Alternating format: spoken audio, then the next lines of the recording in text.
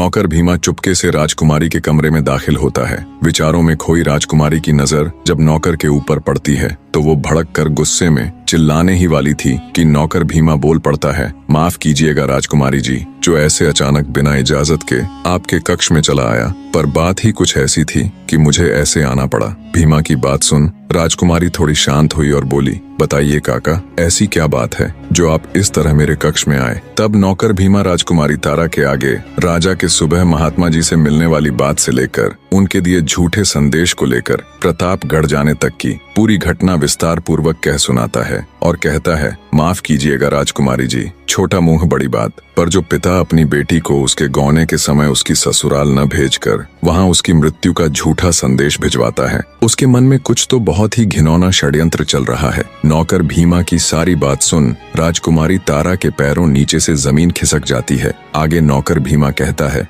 बेटी, नादान उम्र में ही आपकी स्वर्गीय माता जी के साथ मैं यहाँ विलासनगर में आ गया था। तब से मैं हमेशा उनके प्रति पूरा वफादार रहा हूँ। जब आप छोटी बच्ची थी तब मैंने आपको अपनी गोद में खिलाया है, इसलिए जब मुझे ये सब पता चला तो आपको बताना जरूरी समझा। अब मैं जा रहा हूँ। इतना कहकर भीमा वहाँ से चला जाता है। राजकुमारी तारा के ऊपर तो जैसे आसमान टूट पड़ा था। वो बेचारी खड़ी खड़ी जम गई। झरने की तरह उसकी आंखों से टप टप आंसू बह रहे थे। उसका दिमाग एकदम से सुन्न पड़ गया था। एक बार के लिए तो उसे ऐसा लग रहा था कि जैसे वो अपने पिता के बारे में कुछ भी अनाप शनाप सोचे जा रही है। कोई पिता इतना नीच कैसे हो सकता है? पर नहीं, उसने जैसा सोचा वो सब बिल्कुल सही था। सभी तार उसके दिमाग में जुड़ने लगे। वो खुद को उस आम के पेड़ से और अपने पिता को पेड़ के मालिक से जोड़कर देखने लगी। उसे समझते देर न लगी कि क्यों उसके दुष्ट बाप ने उसकी ससुराल में उसकी मौत का झूठा समाचार भिजवाया है। जब उसकी माँ जीवित थी तो उसने अच्छे से राजकुमारी को उसके पिता की आदतों से अवगत करवाया था,